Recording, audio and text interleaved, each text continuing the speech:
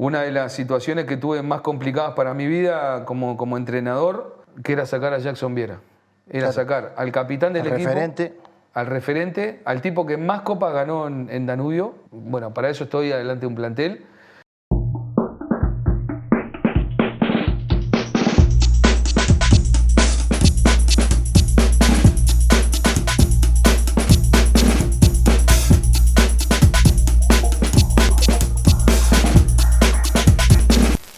Bienvenidos a un nuevo programa de Al Ángulo. Vamos a charlar con Arleo Ramos. Su vida, su etapa como jugador, como entrenador, sus idas y vueltas. Hay mucho para dialogar con Arleo. Leo, gracias por estar. Bienvenido. Gracias a ustedes por la invitación y bueno, acá estamos. A contar a lo que se puede contar. Todo, se puede contar todo. O por lo menos parte. Hay cosas que no, pero no importa. Te llevo al arranque, a tu vida, a tu casa, a tu barrio. ¿Qué te acordás de tu niñez, del arranque a encontrarte con el fútbol? Bien, bueno, yo nací en la Curva Maroña, nací a 50 metros de la placita Marcos Sastre. No tengo mucho recuerdo de esa infancia porque, bueno, estuve muy poco tiempo, estuve hasta los 5 años nada más ahí. Sí que iba mucho a jugar a la placita, sí que me recuerdo, eran las típicas casas de familia donde vivíamos varios integrantes de esa familia. Mis papás vivían adelante de esa casa, mi abuelo vivía en el fondo y mi tío vivía con mi tía arriba. Entonces, bueno, teníamos una unión bastante importante con mis primos. Después de ahí nos fuimos para Pueblo Victoria. De ahí nos fuimos para cerca, por Pocito, no sé si es Parque Rodó, ahí en Araucho, Araucho casi Boulevard.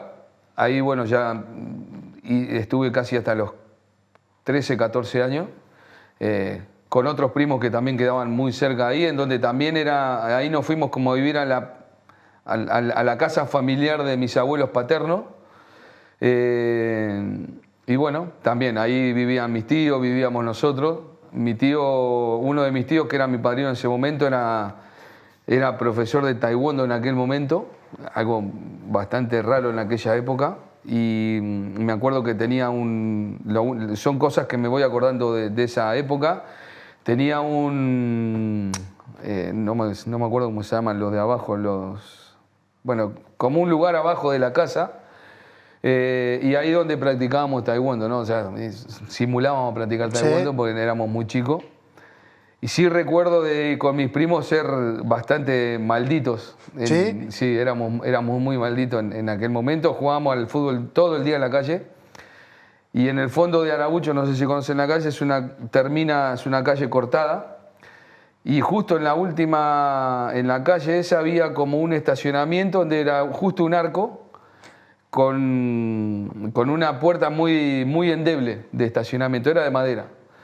Me acuerdo que nosotros íbamos a jugar ahí cuando los dueños no estaban, se iban de vacaciones, ya sabíamos los movimientos cómo eran. ¿Los esperaban todo el año para cuando se pelaba? Y sabíamos qué día podíamos jugar. Con tanta mala suerte que ese portón arriba tenía ventanales de vidrio y un día mi primo pateó, rompió el vidrio y la pelota se fue para adentro. Y claro, la pelota para nosotros era nuestro tesoro, era la única que teníamos y la había que cuidarla como oro, ¿no? Bueno, nada, yo en ese momento siempre fui medio grandote de pierna y bastante potente de pierna. Y la cuestión que golpeábamos sabiendo de que no había nadie. Y bueno, tomé carrera y me metí con madera y todo para adentro a sacar la pelota. Bueno, sacamos la pelota, obviamente nos fuimos, nos vieron algunos vecinos, hicieron la denuncia y claro, vino la policía a buscarnos. Preguntando por Leonardo, por Eduardo y por Álvaro, que éramos los... Claro, se pensaban que eran gente más grande, ¿no? Y éramos chicos de 12 años. Y obviamente no nos podían llevar presos. Y sí, está. Pero sí que obviamente el grito y la paliza que nos dieron nuestros tíos y nuestros padres fue más importante que todo eso. De ahí nos fuimos, creo que también un poco nos separaron por este mismo tema, porque éramos bastante, hacíamos muchas maldades, íbamos al campo de golf y nos metíamos dentro del campo de golf y cuando tiraban las pelotitas entrábamos corriendo y las llevábamos por hacer daño nomás, porque no teníamos cómo jugar. Y yo creo que fue una de las cosas de las cuales ayudaron a mis padres a irnos de ese lugar. Sí, fue una decisión que... Sí, porque la verdad éramos terribles. ¿Disfrutaste esa etapa? Sí. Muchísimo, muchísimo. Siempre cuando uno, cuando en aquel momento hacía alguna maldad, siempre la disfrutaba mucho. Había un edificio, me acuerdo que Boulevard quedaba, la calle Boulevard quedaba por bajo y el edificio quedaba como alto y se entraba por la calle de atrás, que era más alta que Boulevard. Y me acuerdo que habíamos agarrado de punto pobre a un pelado que pasaba todos los días por ahí, pero todos los días a la misma hora venía a trabajar, pobre. Que no sé, ni se acuerda, yo era muy chico obviamente, Sí, pues claro. se acuerda, bueno, que me disculpe las cosas que hicimos. Pero me acuerdo que juntábamos la gomita con el chumbito. ¡Ping! Y le dábamos, pero fácil, era un recorrido que tenía de amplio como de 20 metros, que le pegábamos como 5 o 6 chumbitos en la cabeza, pobre. Todos los días, ¿verdad? Todos los días. Y un día nos corrió, pero claro, mientras que él subió por la escalera, nosotros ya estábamos lejísimos Sí, por sí, la no- otra calle. no había chance ni No había llegar a manera. Así que yo creo que eso fue lo que aceleró a mi padre también a mudarnos. Y ahí es donde empieza un poco a cambiar mi vida. Yo hasta ahí no jugaba al baby fútbol. Siempre mi carrera fue muy rara en todo sentido. Hasta los 12 años no jugué nunca al baby fútbol. ¿Y eso por qué? ¿Porque no te habían llevado? ¿Porque no te gustaba? ¿Porque pasaban mucho No, tiempo? jugaba todo el día, todo el día. Pero no te llevaban a jugar al No, básquet. porque en realidad tampoco conocíamos algunos. Yo me vine de la curva, digamos, no había, era muy chico. Y después cuando me fui para ahí, no, fue menos. Tendría 8 años más o menos cuando me fui para La Teja. Y me acuerdo que ahí empiezo a jugar en el Nuevo Juventud, que quedaba a 3 cuadras de mi casa. Y solamente hice 3 años de baby fútbol, porque ya a los 11 o 12 ya es la edad en donde terminás el baby Sí. fútbol. Pero fui, la verdad, que muy, muy, muy feliz. Enseguida que empecé a jugar, siempre tuve que le pegué fuerte a la pelota, siempre, porque en aquella época jugábamos con lo que había y había Sí, veces claro. que jugábamos con pelota de básquetbol al fútbol y, claro, le pegaba una pelota de básquetbol, después agarraba una común y era mucho más liviana. Y por suerte empecé a jugar, me citaron enseguida a la selección de la liga. Hasta que en un momento hacen, me acuerdo, como un pedido de aspirante en Bellavista. Mientras que yo estaba en el Nuevo Juventud me llevan a Peñarol, pero yo tuve, claro, yo llegué a principio de año y ya habían fichado, ya habían cerrado el periodo de fichaje, que en aquel momento era a principio de año y a fin de año.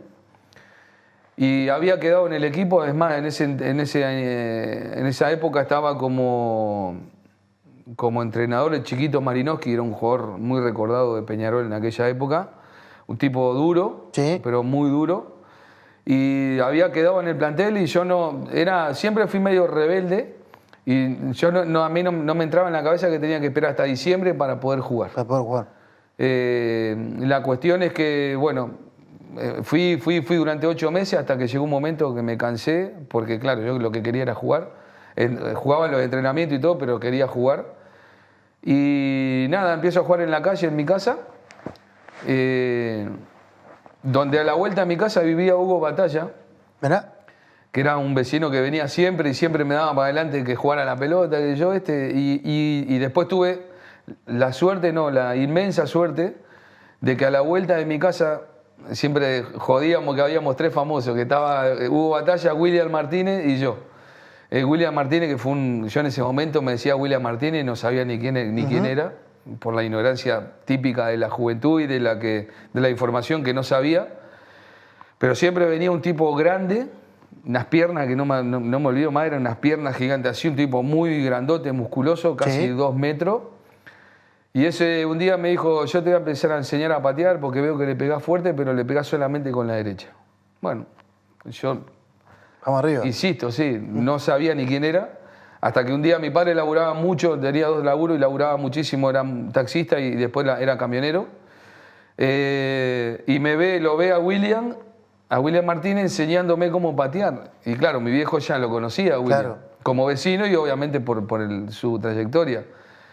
Y me acuerdo que William me hacía darle contra el paredón. En la época donde te enseñaban a patear, era con derecha y con izquierda, con derecha y con izquierda, y así me tenía toda la tarde. Me acuerdo que había un paredón que le había hecho un arco, le había puesto como marca, y me tenía que decir dónde pegarle con derecha y con izquierda. Y ahí fue que un poco empecé a aprender a pegarle a la pelota.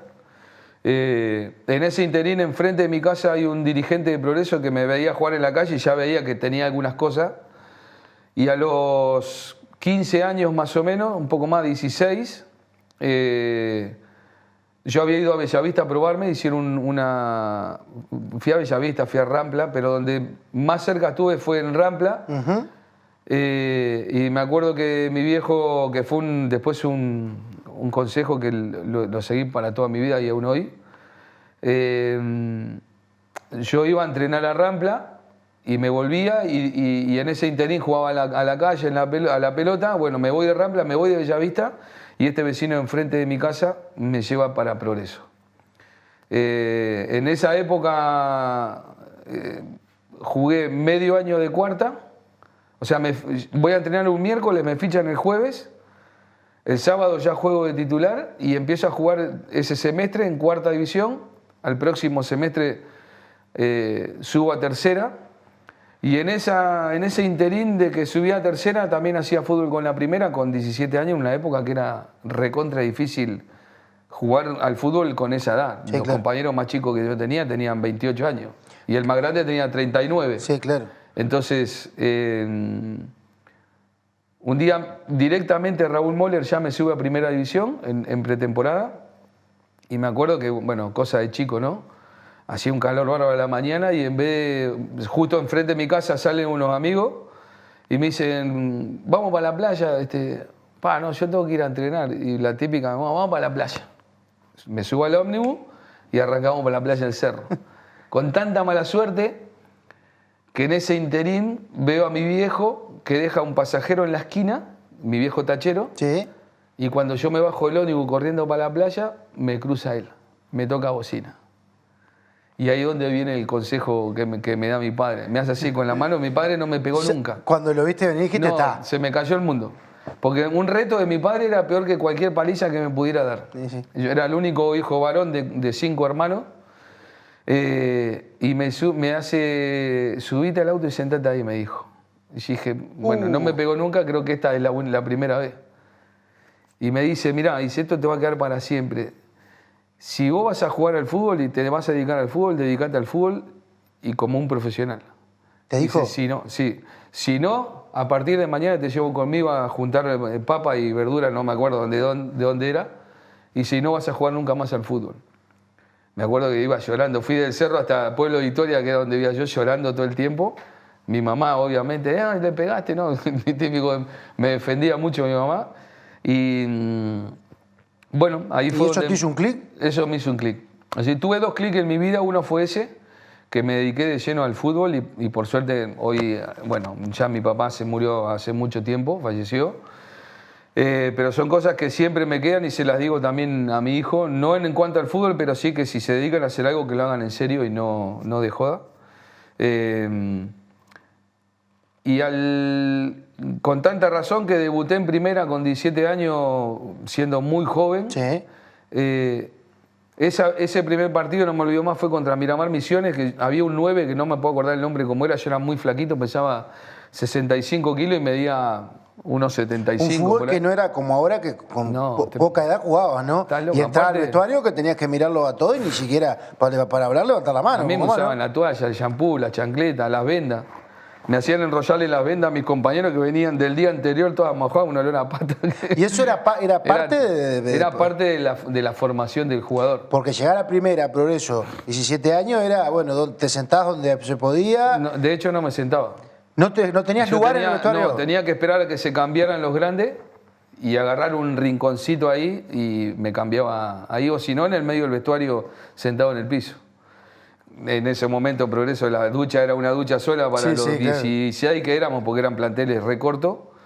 Y obviamente siempre llegaba último yo, donde era como en cuentagota que salía el agua con agua fría, pleno invierno. Lo que quedaba para aprovechar.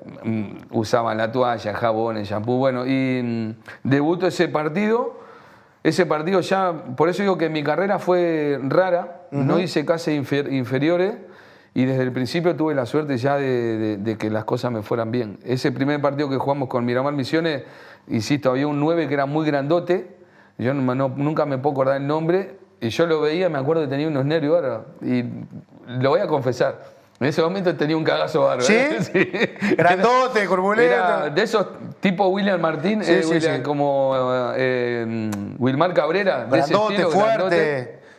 Y yo el día anterior no pude dormir en toda la noche. Porque en la charla Saúl no había dado la indicación de cómo era el punte de las cualidades que tenía. Y claro, yo lo veía él y me veía, pero no te miento, a mí me sacaba un tanto así de estatura, era un oso. Me parte. Era un oso. Y lo primero que hice fue anticiparlo, porque yo era muy rápido y siempre tuve buena pegada por esto de lo de William. Entonces, ¿qué hacía? Robaba y enseguida lanzaba. Y yo debuté en primera como central, no como lateral derecho. Como central. Bueno, esa misma tarde me citan a la selección juvenil. Ahora, todo fue, todo fue en la velocidad que lo contás, Leo, es algo increíble. Porque decís, bueno, estabas jugando en el barrio, fuiste Sí. de Danubio, cuarta, tercera, primera, debut, selección, todo te pasó en el... Todo. Enseguida me citan a la selección. Para mí, obviamente, fue un orgullo estar, porque hacía muy poco tiempo que estaba jugando a la pelota. Y el día ese que debuté, mi mamá me había... Cosas típicas de la madre, ¿no? De aquella época. Me había hecho una jarra así de tilo, me acuerdo que hubiera todo esto, de los nervios que tenía. Tácate. Sí, pero bueno, eran cosas que, bueno, hoy no, obviamente no se hacen. Creo que el futbolista hoy lo vive de otra manera.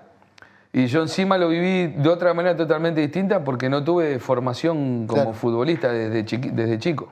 Sí jugaba en baby fútbol, pero hay una época de mi formación, digamos, como futbolista, que solamente la tuve como un año.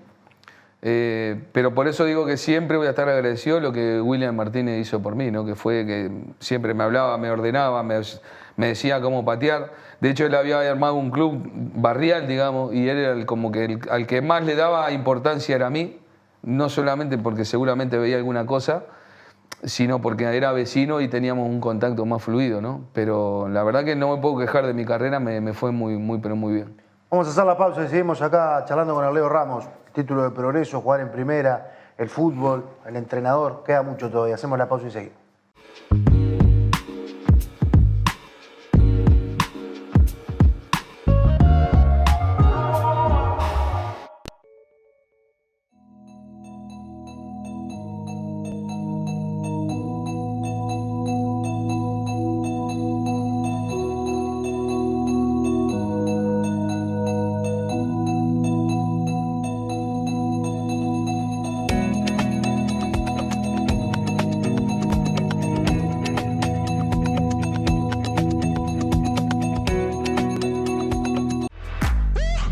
Muebles Da Vinci, fabricación de living nacional, trabajos a medida, gran variedad de telas a tu elección. Contactanos a través del www.mueblesdavinci.uy, @mueblesdavinci o al 098 60 0069.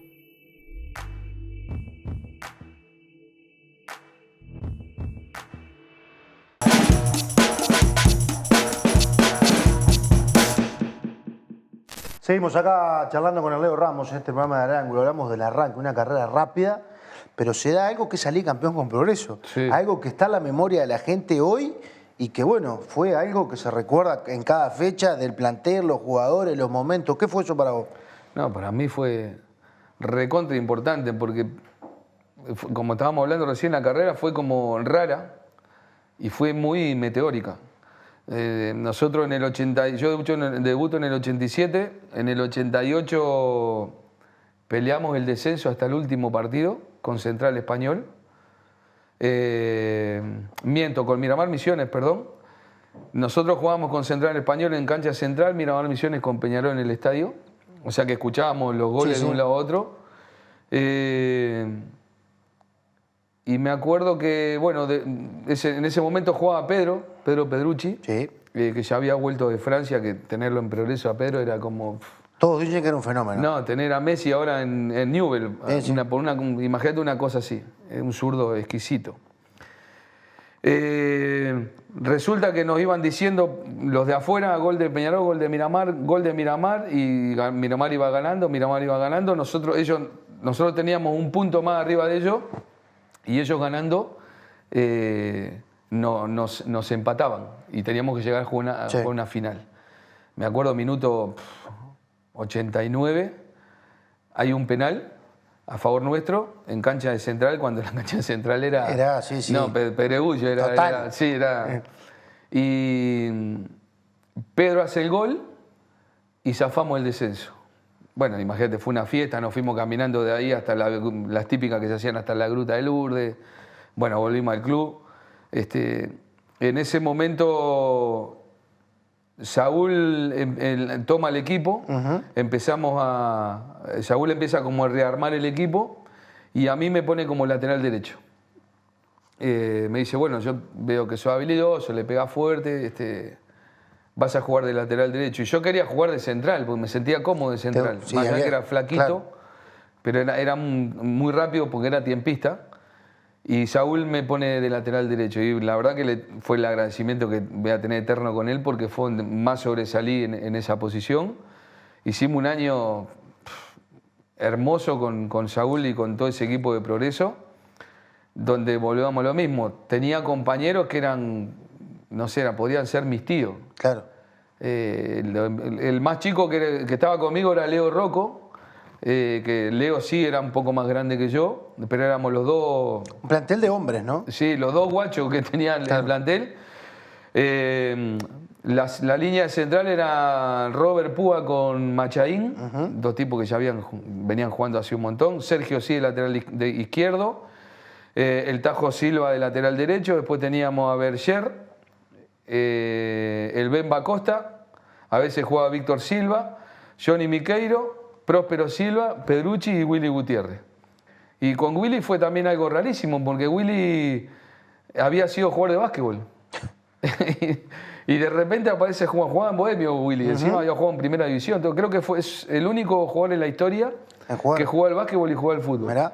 Y claro, imagínate, Willy le tiraba un avión al lado de la luna y te la cabeceaba, claro, porque era una bestia saltando. Y me acuerdo que fuimos el equipo récord de esa época, porque ganamos todos los partidos y perdimos, creo que uno o empatamos uno nada más, y salimos campeones. Entonces, bueno, para mí fue como un escalón más de toda esa situación mía personal de que todo sea así, rápido. ya. Sí. Termina ese torneo, automáticamente estaba Luis Cubilla en la selección, me citan a la selección, vamos a un viaje a Estados Unidos, después, bueno, vino el maestro Tavares y había estado en la preselección para el Mundial del 90, o sea que toda mi vida fue de la misma manera. Y la verdad que de todo he tomado muchísimas cosas, ¿no? Saúl, por ejemplo, Saúl Rivero para mí fue como un padre, más allá del padre que tenía en mi casa, que era bastante estricto en algunas situaciones del fútbol. Mi viejo había jugado, por lo que me dicen, los que lo vieron jugaba muy bien. ¿Sí? Era enganche, mi viejo, un zurdo. Habilidoso. Sí. Y la típica de aquella época, se cayó de un carro de caballo y la rueda le pasó por arriba de la rodilla y le rompió toda la rodilla. Y no pudo jugar más. Pero por lo que me dicen, aparentemente era muy bueno. Entonces, claro, era como que él veía en mí una proyección de lo que él podría haber hecho, porque él llegó hasta las terceras especiales de Danubio de aquella época. No llegó a debutar en primera y bueno, creo que un poco el ser exigente en ese sentido conmigo fue un poco, bueno, tratar de su carrera estirarla a mí, ¿no? Más allá que era encima único varón de cinco hijos. Era la ficha, Leo. Era como la ficha, sí. Vos sabés que todos los que hablan de ese progreso, yo tengo amigos con los cuales charlo hoy por hoy, dicen que vos eras un lateral distinto porque no era el mismo el lateral hoy que uno ve en el fútbol moderno, que pasa 60 veces y que muchas veces marca menos de lo que sube. Sí. Antes el lateral iba hasta la mitad. Sí. Vos tenés la característica de acompañar mucho más el juego, ¿no? Nosotros teníamos ese campeonato, teníamos dos. Uno era Sergio Sil, que para mí era mi espejo. Era un lateral izquierdo exquisito, muy habilidoso, iba mucho al ataque, pero era de los de antes, ¿entendés? O sea, iba al ataque y volvía casi enseguida. Yo no lo quise decir hoy porque parecía como canchero, pero yo en aquella época era un lateral derecho distinto a lo que era la normalidad. Claro, porque que iba hasta la mitad lateral. Sí, ¿cuál era la función? ¿Qué te pedía un lateral? Hasta la mitad. Solo hasta la mitad. Marcá y después ya está. Ya aparecía de lateral derecho, aparecía de 9, aparecía como volante. O sea, claro, me gustaba jugar a la pelota. Esa era la razón del por qué yo andaba por todas esas posiciones. Claro. De hecho, en inferior, en la cuarta, cuando me pusieron en Progreso, como veían que jugaba en todas las posiciones, un día me probaron de 9. Y hice un montón de goles, porque yo lo que tenía un poco de habilidad, pero el golpeo siempre fue muy fuerte. Entonces yo me sacaba un hombre y el arco lo tenía ahí y chao, yo le metía bomba al arco. Sí, claro. Eso fue un diferencial para vos, Leo, ¿no? Sí, mucho, muchísimo. Yo te hacía cambio, por ejemplo, desbordaban en aquella época por el lateral y se la ponía el Willy Gutiérrez en la cabeza, claro, en esas canchas que eran imposibles de poder pegarle porque o era tierra o estaba lleno de mata y picaba, claro, para todos lados. Sí, sí. Pero siempre fui un jugador que, sí, para esa época era un jugador distinto porque iba muchísimo al ataque. El ataque. Mucho. ¿Qué fue para vos ser campeón? Yo te pregunto hoy, haber ganado con Progreso ese campeonato. Vos sabés que siempre fui raro con los campeonatos. Mirá, te voy a contar algo de lo que me pasa a mí hoy, después de haber salido campeón en aquel momento en el 89 con Progreso. Tuve la suerte de salir como 6, 7 veces campeón como jugador, sí, y 3 o 4 veces tres veces como entrenador. Como técnico, sí. Y vos sabés que no... ¿No lo disfrutás? No lo disfruto. Pero no sos de mirar, Leo, decir, bueno, no sé, el de Progreso fue el primero, sí, es algo que no se dio. ¿Te genera algo o si no lo disfrutaste en el momento? ¿Era parte de tu velocidad con que vivías todo y con cómo se te dio todo? Es que siempre lo viví con mucha velocidad y no disfruto ningún torneo. No disfruto, salgo campeón. Vos vas a mi casa, por ejemplo, siempre fui raro también para ese caso. Vos vas a mi casa, la típica casa de un jugador de fútbol es fotos de futbolista, copas, medallas. Camiseta. Vos vas a mi casa y mi casa puede ser la casa de un carpintero. ¿No tenés la camiseta de Progreso campeón? No tengo nada. No te puedo creer, Leo. No tengo nada. De hecho, hace muy poco, hace 2 semanas atrás, revolviendo algunas cosas, encuentro la medalla que nos dieron cuando salimos campeones, porque algunas medallas yo llegaba y se las daba a mis hijos para jugar. Así, increíble. Así pero sí, textual, sí. No miento, es de verdad. Y encuentro esa medalla y digo, mirá, con mi nieto, digo, mirá lo que tengo acá, papi, y bueno, te la regalo. Le di la medalla que salimos campeones en el 89, claro. Y la tiene mi nieto en su casa. Las que salimos campeón con Peñarol, la que salí campeón con Danubio, si me preguntan dónde están, no tengo ni idea. No tengo camisetas en mi casa, por ejemplo. ¿Nunca te quedaste con nada? Nada, absolutamente nada. ¿Ni la primera de la selección? Con nada. ¿Mirá? De hecho, mi mamá un día era la típica, imagínate, único hijo varón. Sí, claro. Y en el barrio era como un poco viste, la fichita que Juan primera, entonces ya te conocían. Era como el orgullo de mi mamá. Claro. Mi mamá era la que siempre me acompañaba al baby fútbol y la que me llevaba a todos lados, porque mi hijo laburaba mucho, no porque no me quisiera acompañar. Y me acuerdo que era la típica que cortaba todos los recortes de diario de todos los lugares donde salía. Y bueno, un día antes de fallecer mi mamá me entrega la carpeta y con esto de que no le doy mucha importancia a esto y nunca me puse a pensar todo lo que había hecho mi mamá por esa carpeta. Un día había un asado y no tenía con qué prender el fuego. No, Leo, no. No me digas que se fueron todos los recortes. No, Leo, no. Se fueron todos los recortes a prender el fuego. Pero es por eso, digo, porque nunca... A ver, lo tomé... ¿Será también que eso me ayudó con tan poca edad a ser campeón? Sí. Y a vivir tantas cosas seguidas de citación a la selección, de haber salido, por ejemplo, en el 89 la revelación del fútbol uruguayo, de que ya desde ese momento se empezara a rumorear de que me iba para Argentina, que iba a Peñarol Nacional, las típicas, que nunca le llegué a dar la real dimensión de lo que es ser campeón. Hoy, por ejemplo, como entrenador tengo el orgullo de decir que salí 3 veces campeón. Sí. Y hay entrenadores que dirigen 20 años y nunca pueden salir campeones. Es verdad. Y yo llevo 15 años como futbolista, como entrenador, y ya tengo esos 3 torneos y lo tendría que sentir como orgullo, que de hecho lo tengo como orgullo, pero interno. No lo expreso al de afuera, ¿entendés? Sí, claro. Es más, yo ando con la gente por la calle y hay veces que hasta me da vergüenza que me saluden. No es vergüenza, pero, o sea, me creo y soy una persona común y corriente como cualquiera. ¿Nunca te cambió la fama, Leo? Nunca. Jugar en primera, que te llamen las radios, los canales, empezar a estar en el tapete. De hecho, el señor, uno de nuestros amigos que está ahí atrás, Sí, señor. me llama bastante seguido Y siempre le pueden preguntar, siempre le respondo lo mismo. ¿Nunca te gustó? Nunca me gustó la prensa. Y estando afuera, ¿qué te dio el fútbol del exterior como Argentina? Eso de un mundo que es totalmente mucho más grande que el nuestro. Que son lo mismo, siempre. ¿Cómo lo manejaste eso Siempre allá? fui el mismo. ¿Sí? Siempre fui exactamente el mismo, siempre. Siempre me gustó estar en un perfil bajo. Me gusta ser un tipo que pueda salir a la calle y hablar con todo el mundo, porque algunos te ven, capaz que porque te idolatran o porque saliste campeón en algunos lugares, te ven como algo intocable, y yo voy a cualquier lugar. Yo tuve la suerte de comer con 2 o 3 presidentes de la República de acá y de Argentina, y de Ecuador, por ejemplo, y si mañana tengo que ir a comer un chorizo a la esquina con un tipo que está en la calle, voy, no tengo ningún problema. Porque mi familia me enseñó a ser así. Trato de ayudar a todo el mundo, siempre trato de ayudar a todo el mundo.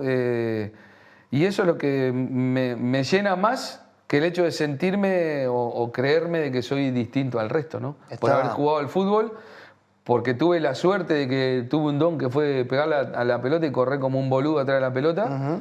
Y después me tocó dirigir y me fue bien como entrenador también. Uno escucha, y te escucha en esto, en un mundo que ha cambiado tanto, de aquel año 89, 88, tu carrera de jugador a hoy.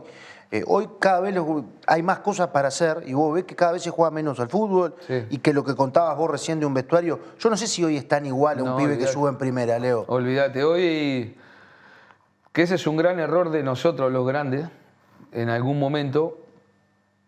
No hacer, yo siempre tengo un lema para mí, es yo no voy a hacer con el otro lo que no me gustaba que me hicieran a mí. Bien. Y yo tenía compañeros míos que me maltrataban y tenía rivales que me recontra maltrataban. Porque era guacho, porque era muy atrevido. No me olvido más, un día en Cancha de Progreso me toca marcar a Wilmar Cabrera. Que era un toro, ¿no? Era un oso. Un oso, ¿eh? Y te juro que me daba miedo. Y yo en aquel momento hacía algo que también era raro por eso. Yo en aquel momento yo miraba, no sé si se acuerdan ustedes, capaz que vos ¿cuántos años tenés? 34. No, sos recontra joven vos. Lo que somos más de la edad mía, en el Canal 5 pasaban fútbol alemán. Sí, ¿verdad? Claro. Y yo, claro, veía a los alemanes que se tiraban al piso y te robaban la pelota y salían corriendo. Bueno, yo en aquella época lo hacía en la cancha de acá de Uruguay. Claro que era. Me pelaba Era campo, olvídate, todas mis piernas eran todas peladas siempre. Sí, claro. Y en ese momento me le tiro al Canario Cabrera, le traigo la pelota, pero cuando se la engancho, nos caemos. Y el Canario, yo quedo abajo, el Canario Cabrera queda arriba mío y me dice, voy a decir tal cual me dijo, guacho, hijo de puta, ¿cómo te vas a tirar? Y me tira la piña así, te juro que me corrí, el piso hizo pum, sonó el piso.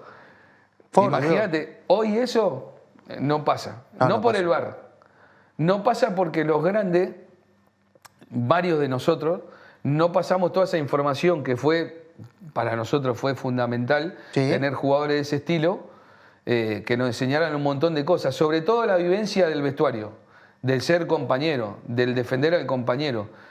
Y hoy hay una cosa que cada vez se para más del fútbol, que no tiene que ver con el entrenamiento. Los aparatitos. Eso es mortal, Leo, ¿no? El teléfono es... me ha tocado a mí, lo voy a decir porque no tiene nada malo, siendo entrenador de Danubio, me toca jugar con Racing, en cancha de Racing. Estábamos por salir a la cancha, ya habíamos terminado de calentar, yo había dado la charla, y el negro Gravi, Jorge Gravi, con el teléfono chateando. Lo vi, cuando lo viste. Te juro. Cuando lo viste. El negro te puedes imaginar. Blanco cuando me vio la cara, lo dejó en el costado, no fue, pero las cosas que le dije. Sí, claro. Y eso es hoy el gran mal. Pero hoy van escuchando, por ejemplo, hay algo que a mí no me cierra. Porque me enseñó mi viejo, que fue una de las cosas que me dijo, vos cuando estés en el equipo, lo primero que tenés que hacer es cambiarte. Si jugás de titular, vas y te cambiás y usás porque antes era el 1, el 2, el 3, el 4, el 5. Mucho más correlativo. Claro. Y me decía, vos lo primero que tenés que hacer es llegar al vestuario, así sean 3 horas antes, y ya te quedás listo para el partido. Porque el técnico no le vas a dar posibilidad de que se equivoque, o que tenga ganas de cambiarte. Yo llegaba a los entrenamientos, a los partidos, y me cambiaba. Hoy hay compañeros jugadores que toman mate, escuchan música, están mirando videos en el teléfono. Estás a 1 hora de empezar un partido. Esas cosas... ¿Y cómo convivís con eso? No, es que no las permito. Del otro lado del mostrador. Porque vos me decís, bueno, vos ahí eras jugador, lo que te dijo tu viejo, pero otra cosa es estar donde vos sos el líder de todo el grupo. Sí, y donde vos tenés que contarle tus vivencias a gente que, que quizás no tuvo lo mismo que vos. ¿Sabes lo que pasa? Que no lo entienden. Porque claro. son de otra época. Claro. Es más, el teléfono es moneda corriente. Es una parte del cuerpo ya el teléfono. Y se me hace imposible poder pararlo. O sea, al principio, cuando recién me retiré, que también fue apoteósica, como muy rápida mi pasaje de un lado a otro, intentaba de que no utilizaran el teléfono. Claro. Pero ya pero no pudiste. No, era imposible. Y tenés que lidiar con eso, esa es la realidad. Hacemos la pausa y seguimos charlando con Leo Ramos. Vamos a hablar del entrenador, de todo esto que contó y cómo convive en otros vestuarios, otro mundo, otras generaciones, el placer de ganar, de ser campeón, como lo decía él. Pausa y seguimos. Dale.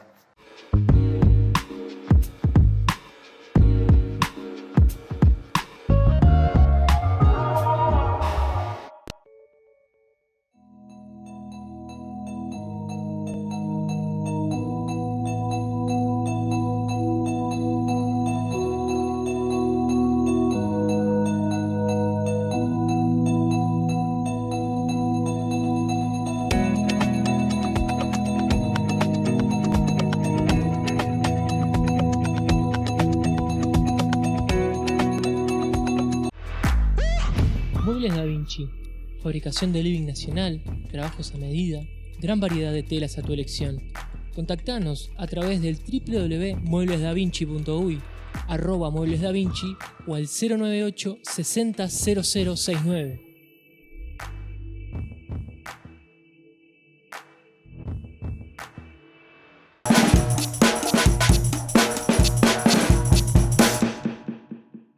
Seguimos acá al ángulo charlando con el Leo Ramos, el entrenador. Decía, se da rápido de un cambio al otro, de ser jugador a ser entrenador. ¿Cuándo lo decidiste eso? En realidad yo me retiré, a los 28 yo ya sabía que el fútbol obviamente era mi pasión. Me preguntaba hoy, no sé cambiar un...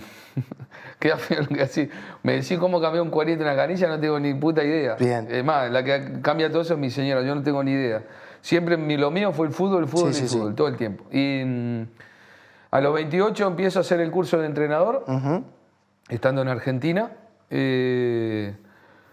Termino el primer año, allá eran 2 años, y termino el primer año, me sale para irme a jugar a Colo-Colo en Chile. O sea, todo ese a los 29 no lo pude hacer, vuelvo a los 30 a Argentina y ahí lo termino.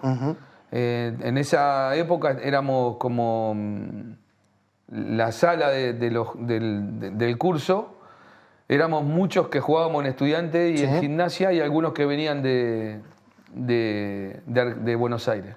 Ahí la hizo Martín Palermo, Diego Caña, Cassini, Calderón, Coco San Esteban, bueno, lo hice yo, Chiquito Bossi, o sea, un montón de jugadores hicimos el curso ahí. Pero yo seguía jugando hasta los 38, a todo esto mi mujer a los 34 se ve que ya me veía muy mal, porque me dijo, tenés que empezar a alargar y empezar a dedicarte a ser entrenador, que yo no, que yo todavía estoy para jugar. Resulta que me voy a jugar a Mendoza, a Independiente Mendoza, y un día nos vamos a jugar en ese torneo de Independiente Mendoza, el Argentino A. El Argentino A incluye a todos los equipos son como 10 zonas de toda Argentina. Y nosotros jugábamos Mendoza y te tocaba ir a jugar a Madrid, son 3.000 kilómetros en bus. Eterno. O sea, eterno. Un día nos toca ir a Córdoba, desde Mendoza a Córdoba, eran 1.000 kilómetros más o menos. Jugamos, termina el partido y nos volvemos.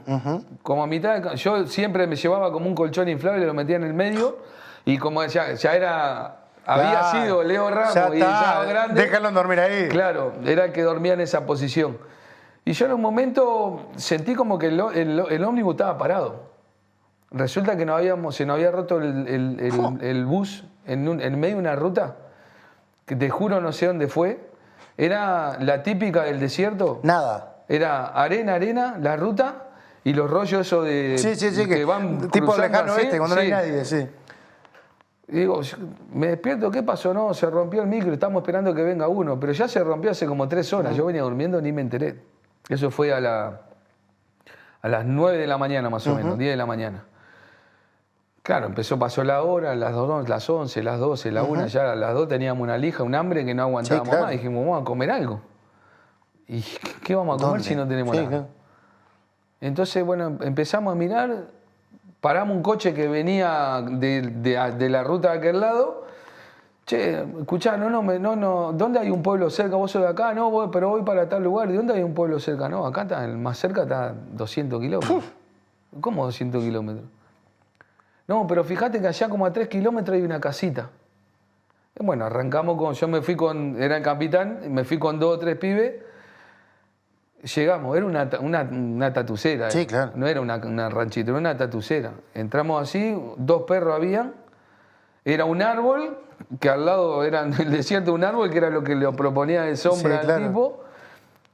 Y golpeamos las manos al tipo, me acuerdo, y le dijimos, escuchá, ¿no tenés algo para comer? No, mi hijo, ¿qué va a tener? Dice, mire lo que tenía una olla, no me olvido más, te juro, una olla con unas hojas verdes adentro que no sé qué eran, porque no había nada Sí. de naturaleza ahí. Me dice, no le puedo dar, pero acá 5 kilómetros por una ruta que está, van a ir 1 kilómetro más para allá y 5 kilómetros para adentro hay un pueblo. Es chiquito, pero tiene un almacencito y hay algunas cosas que pueden comprar ahí. Bueno, volvimos para atrás. Cuando yo me estoy yendo, miro así, el tipo tenía 2 bicicletas. Una que funcionaba y una que estaba pinchada. No te puedo Y creer. ya me decía la que funcionaba. Sí, claro, no. Obvio, era capitán. Entonces, le digo al compañero mío, le digo, bueno, va a agarrar esa. Y el otro iba caminando en realidad íbamos caminando con la bicicleta. Juntamos plata entre todos y arrancamos con este amigo en bicicleta. Sí. Yo iba tranquilo porque iba bien. Con la bicicleta, imagínate, una pedaleada Sí, metida. sí. Bueno, la cuestión que la ruta, que era desde la ruta hasta el pueblo, era pedregullo y arena, pedregullo y arena. Fua. Llegamos al lugar. El lugar eran 10 casas. Nada. Nada había. Pero había una escuelita y al lado había como una despensa.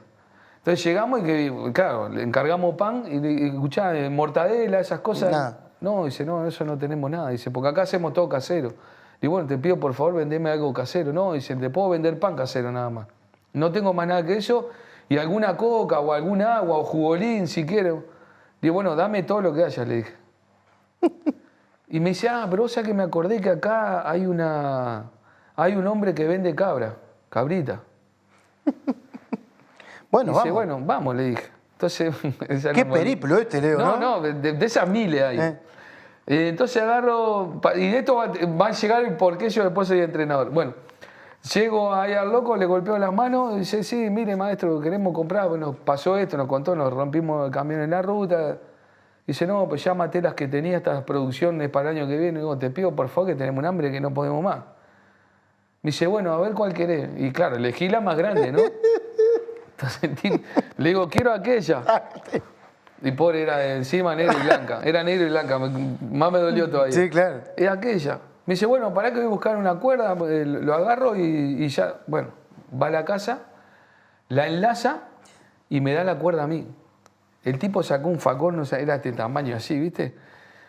Y la cabra, te lo juro, siempre cuento lo mismo y me parece verla ahí. La cabra lo miraba al tipo y me miraba y me hacía, como diciéndome, este me mata, este me limpia. Te lo juro por mis hijos, este me limpia.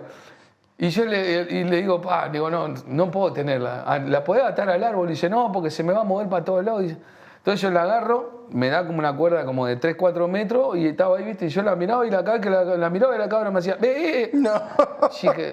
Y de repente digo, por favor, matala ya porque está. no, sí, no aguanto más. Y de repente no quería mirar, pero la típica, mirá. Sí, claro. Y cuando el tipo está afilando así y se acerca a la cabra, lo miro y la cabra me hace... No. Y te juro que eso me quedó, pero adentro como diciendo, pensá que la mandé al matadero ahí. Sí, claro. Bueno, eso es parte del cuento. El tipo lo carnea ahí y todo. Nos fuimos con el cabrito haciendo Al hombro. bolsa, al hombro, una bolsa de alpillera, que me acuerdo que obviamente la llevó el otro, yo no, ni en pedo. Llegamos muertos, bueno, juntamos cosas que habían ahí porque ni leña había y lo hicimos. A todo esto, llamábamos por teléfono, no había señal de teléfono en el lugar donde estábamos. Fue un desastre. Bueno, como a las 8 de la noche, viene el bus a buscarnos, volvemos. Al otro día entrenamos, el entrenador dice, bueno, esto no va para más, porque en realidad el club era como muy desastroso. ¿En la organización? Sí, era muy malo. Yo no puedo seguir más con esto, que yo. Entonces, el tipo se va, viene el presidente con el que era de otro entrenador nuevo, que era de ese lugar, y dice, bueno, este va a ser el entrenador, y el entrenador no tiene, que en realidad hoy le agradezco, no tiene mejor cosa que decirnos, bueno, dice, acá muchachos hay que ponernos el overall y hay que jugar. Y a mí me salió muy de adentro. Overall, ¿se puede putear? ¿No? Sí, claro, putea tranquilo. Overall, hijo de puta, tuvimos 15 horas parados ahí, sin comer. Yo me había perdido el cumpleaños de mi hijo más chico y vos me decís el overall. Y digo, mira, yo hasta acá llegué. Me voy. Yo me voy. No quiero jugar más. Esto es una decisión propia, ustedes quédense acá. Yo me fui para el vestuario, me estoy cambiando y siento los tapones, bla, bla, bla, todo el plantel atrás mío se fue. Yo como capitán. Sí. No, pero no a tratar de que cambie mi... Se iban también todos. Claro, era un desastre, ¿no? ¿Y? Sí, pero a mí eso, ¿sabes qué fue? Dije, yo evidentemente tengo algo con los jugadores que me va a acompañar en mi carrera como para lo entrenador. que se venía después. Entonces, claro, el tipo, cuando se manda esa, el entrenador, automáticamente el presidente le dijo, no, vos sos un desubicado, ¿cómo vas a hacer? ¿Qué? Bueno, se va el tipo, no lo trae como entrenador y me dice, Leo, necesito que vos me dé una mano como entrenador hasta que yo pueda conseguir uno. No, bueno, me convencen mis compañeros, ¿sí? Arranco a entrenar a mis compañeros estaban locos la vida, pues me decían, nunca entrenamos de esta manera, qué sé yo. Y a mí como que ya ahí decididamente me picó el bicho de entrenador. Pero no quería quedar como entrenador ahí porque era como decir, echaron al otro para que vos te quedaras ahí. Me ubiqué yo. Entonces lo que hice fue meterme como entrenador esas 2 semanas, ganamos los 2 partidos, los jugadores querían que yo me quedara a toda costa, decidimos con mi familia volvernos a nuestra casa a La Plata, que hacía mucho tiempo que andábamos por ahí viajando y nos volvimos a La Plata. En ese momento yo voy a un complejo deportivo que se llama CN Sports en La Plata. A nivel Sudamérica es el mejor complejo deportivo que hay. Todo computarizado, que después lo pueden buscar, es muy bueno. Y el dueño de ese lugar era un amigo mío, junto con el Sopa Aguilar, que era un ex compañero mío estudiante en La Plata, y tenía como jugadores libres que iban a entrenar ahí. Entonces él lo que quería era un tipo que era muy visionario. Quería armar un equipo, ir presentándole amistoso contra los equipos y él iba obviamente como representante metiendo esos jugadores. La cuestión es que, claro, al jugar 20 años en Argentina, todos los entrenadores y todos los directores deportivos de todos los clubes eran conocidos míos. Claro. Algunos habían sido compañeros, otros habíamos jugado en contra. Entonces aquí hicimos un equipo, lo entrenamos como un equipo profesional, teníamos hasta ropa Nike, por ejemplo. Era muchísimo más profesional que el último equipo que yo había estado. Totalmente. Y ahí empezamos a hacer partidos, íbamos afuera, ganábamos. ¿Viste? Los entrenadores quedaban enloquecidos con los jugadores, se llevaban 5 o 6 jugadores, hasta que en un momento viene Brown de Madrid a buscarme como entrenador, que ese fue mi primer club. Al cual siempre voy a estar agradecido y aún hoy sigo hablando con los presidentes de ese momento, que aún hoy son presidentes, y cada vez que hablamos les repito lo mismo, el agradecimiento que tuve por haber confiado en mí. Me voy a Madrid a trabajar, clasificamos a la liguilla y un día ya mi vida como entrenador también fue cambiando en cómo imponerme. Yo veía que yo había traído al Tian Pereira, Sebastián Pereira, lo había llevado para Madrid. Él estaba jugando en Argentina, pero yo lo llevé a Madrid. Y el arquero que era de Brown de Madrid en ese momento era como el ídolo del club. Un tipo que tenía muchos años en el club. Sí, claro. Pero a mí me gustaba más el negro Tian para atajar. Y me acuerdo que lo saco del equipo al arquero titular, jugamos contra Chaco Forever en aquel momento. El negro se ataja todo, pero hay un tumulto ahí y él viene corriendo a separar y salta, claro, un gorila gigante, claro, así, total. salta y se para. Y el presidente medio como que lo tomó, vio la beta como para decirme que tenía que volver a atajar el otro. Y me acuerdo que a nosotros nos habían dado un apartamento en donde vos tocaban timbre y automáticamente en la tele te saltaba quién era el que estaba en la puerta. Había una cámara. Y ya se lo veía el presidente, que era un león enjaulado, iba y venía así, de un lado a otro. Entonces yo agarro, vivíamos todo el cuerpo técnico ahí, y le digo a Matías, le digo, este se viene, ¿sabe cómo? Va a estar duro esto. Va a estar duro. Entonces, ¿qué hace de Ganso? Ganso le decían. ¿Qué hace de Ganso? ¿Cómo andás? No, que no puede ser, para, sentate ahí, vamos a charlar. Yo así como estoy hablando con vos, la cuestión es que el tipo vino como un león y terminó yéndose como un gatito. ¿Sí? Te lo juro, se terminó yendo como un gatito. ¿Qué le empezaste a dar argumento y argumento y argumento? No, le empecé a tirar y a tirar, a tirar. Y digo, mirá, yo hace 20 años que estoy jugando a la pelota, yo ya sé de esto. El tipo, bien. Estoy 3 meses más ahí, me voy se termina el contrato, me voy a La Plata y ahí es donde empieza un poco más mi carrera como entrenador. Fui a Estudiantes de Buenos Aires, clasificamos a la liguilla y tuvimos la semifinal. Sí. De ahí me voy a Chicago. Sí. En Chicago jugamos muy bien también. De ahí me voy a Colegiales. De Colegiales ahí es como que tuve la suerte de como entrenador. De los 15 años que llevo como entrenador, sí tuve 1 año y medio libre en todos estos 15 años, fue mucho. Porque siempre tuve la suerte de salir de un lado y meterme en otro. Y ahí justo nos fuimos de Colegiales, yo hacía un montón que no, mi familia hacíamos un montón que no veníamos a Uruguay. Volvimos a Uruguay de vacaciones y resulta que esas vacaciones están hasta hoy.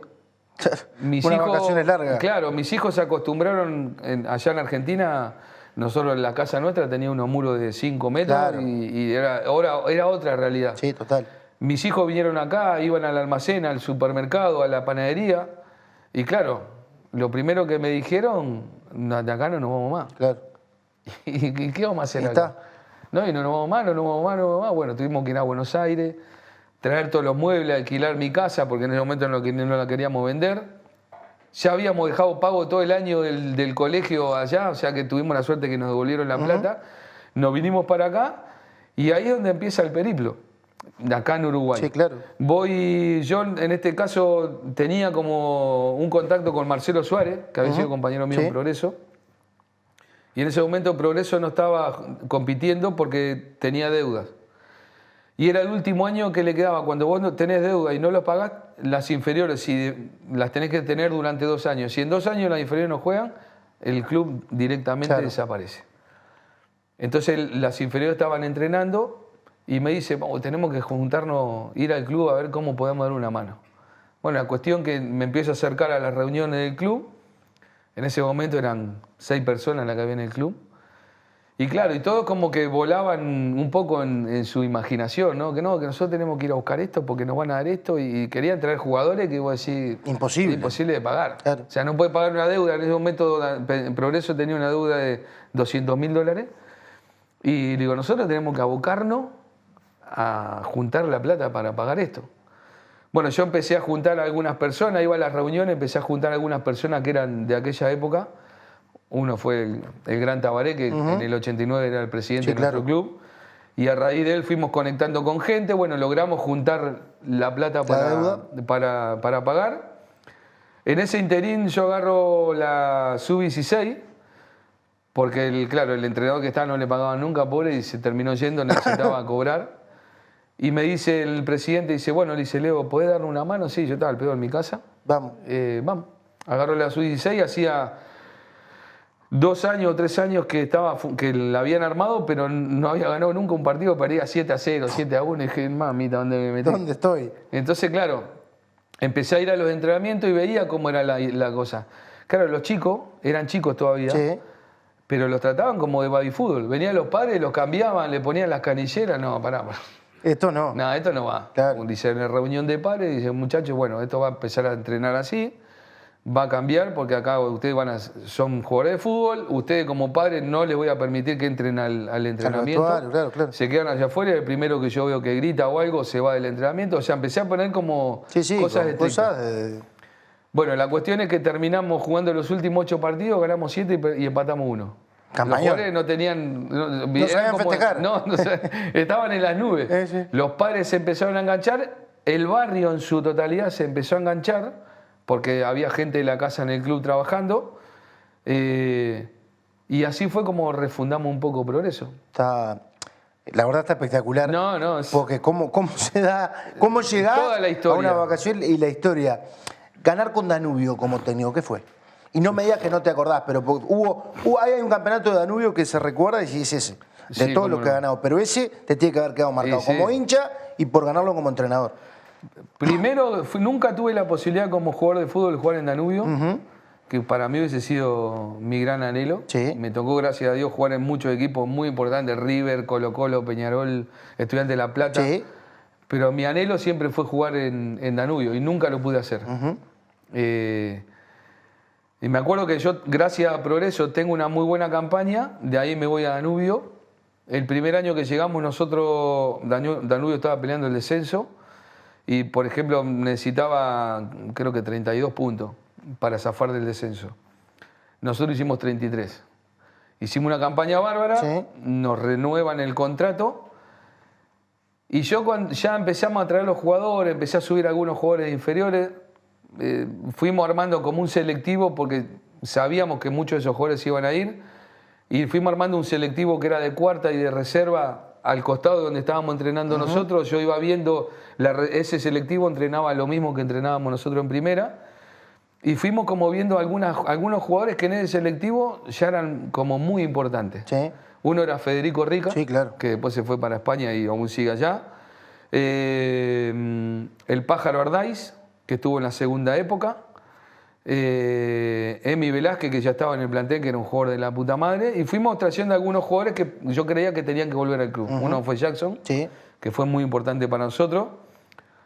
Traje a Jonathan Alves del Torque, que no lo conocía nadie en aquel momento, y lo trajimos y anduvo bien. Trajimos a Liber Quiñones, al Bola Lima, que ya era gente del club. Y bueno, fuimos rearmando un poco. Y era como estar en mi casa. Aún hoy, cada vez que voy a Danubio es como estar en mi casa. Y uno por el club hace hasta locura, como las que hice en algún momento. Pero es tu casa, es tu familia y es lo que vos querés para tu institución y para tu vida. Cuando salí campeón en ese momento, fue algo loco también en toda mi carrera como deportista. Porque si ustedes recuerdan, ese torneo se definía entre 3 equipos. Danubio, Sudamérica en San José. En San José. Sí. River, no me acuerdo con quién fue. Y Nacional Fénix. Y Nacional en el Parque. Fénix. Nosotros íbamos empatando 0-0. River iba perdiendo, ya River quedaba fuera del camino. En el último minuto, o faltando poco del partido, penal para Nacional, lo patea el Chino Recoba, pega en el travesaño, la pelota va casi hasta mitad de cancha. A todo esto nosotros no nos daba.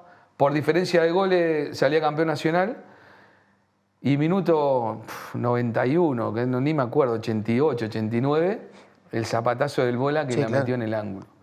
Yo ahí lloré, me quería meter abajo de la tierra, salté con todo el mundo. Claro.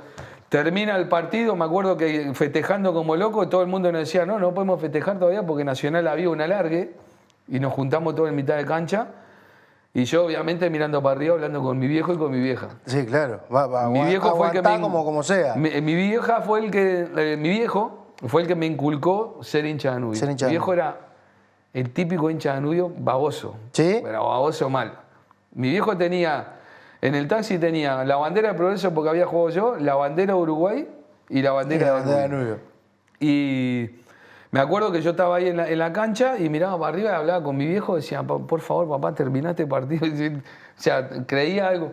Y me acuerdo cuando terminó el partido, nos pusimos a llorar y yo lo primero que hice fue apartarme un costado, medio como hablando con mi viejo, agradeciéndole todo lo que había hecho por mí como futbolista, como entrenador y sobre todo porque era hincha de Danubio, que era como un poco devolverle a mi viejo lo que él había hecho por mí. Y me acuerdo que esto vuelve un poco para atrás de lo que yo te decía de los festejos. Me acuerdo que nos quedamos hasta la noche en San José cuando volvemos la caravana de Danubio con el bus y todos los autos atrás. Sí. Yo vivía en ese momento en Lesica. Cuando pasamos el peaje, Sí. Le digo a mi señora que por donde está la cárcel ¿Santiago Vázquez? de Santiago Vázquez, Sí. le digo a mi señora, vení a buscarme en la camioneta y que yo voy para casa. Todo el grupo de jugadores y toda la caravana iban para la sede de Danubio. Claro. No sé por qué la caravana se atrasa, el ómnibus me deja, el ómnibus arranca para allá y yo me bajo con mi valija vestido de Danubio, caminando en contra de la caravana, a la noche. A la noche, sí, sí, sí. Me bajo esa noche, todo oscuro, lo mismo, me pongo a hablar con mi viejo, bueno, llorisqueo un poco ahí Sí. con mi viejo. Y claro, la gente no entendía nada, me tocaban bocina, Leo, y después ya como diciendo, pero estamos yendo para Se van para allá y para te el van otro para lado. Bueno, la cuestión que pararon auto, querían llevarme a toda costa, y yo me fui para mi casa. Y nos comimos con mi familia una empanada, no me acuerdo que fue una empanada con un vino ahí, festejamos, me acosté a dormir como si me hubiese, Sí, como sí, si hubiese ganado un partido común y corriente. Es parte de lo que te comentaba alguien, de no Sí, tener sentimiento totalmente. de cómo vivirlo. Después cuando salimos campeones, también fue una locura la tanda de penales, cómo hizo el Sí, gol claro. Camilo.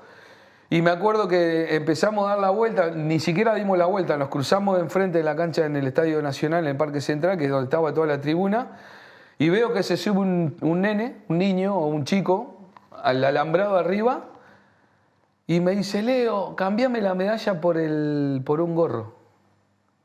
Entonces yo subo el alambrado, Tremendo, sí. le doy la medalla y él me da el gorro. Ese gorro hoy es lo único que tengo. Ese gorro lo tenés de título. Bueno, Es lo algo. único que tengo como hincha de fútbol o como entrenador en mi casa. Y está en la barbacoa. Bien, bueno. Ni siquiera está en un lugar que es muy visible. No, está ahí. Está ahí arriba de un trofeo que me dieron hace muchísimos años a mí, que tapa el trofeo y está el gorro puesto ahí arriba. Te hago la última, Leo.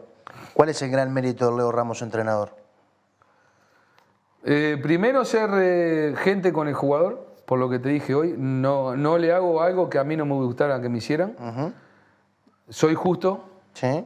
y me creo buena gente, creo tener buena relación con el jugador, pero hay una línea que no se pasa.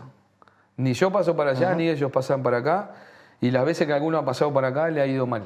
Esa es, ¿Sí? es la realidad, sí. He tenido varias, no agarradas, no a piña obviamente, Sí, ¿no? claro. Pero discusiones sí. Y he sacado a varios jugadores de planteles por esa situación. De hecho, una de las situaciones que tuve más complicadas para mi vida como entrenador fue en aquel momento cuando salimos campeones. Wander tenía la mejor delantera del fútbol uruguayo en aquel momento y nosotros teníamos la mejor defensa, pero yo necesitaba hacer un cambio. Que ese cambio atraía otra cosa atrás, que era sacar a Jackson Viera. Era sacar al capitán del equipo, al referente, al tipo que más copas ganó en Danubio, que me saco el sombrero por él, y me tocó como entrenador decirle que esa final no la iba a jugar.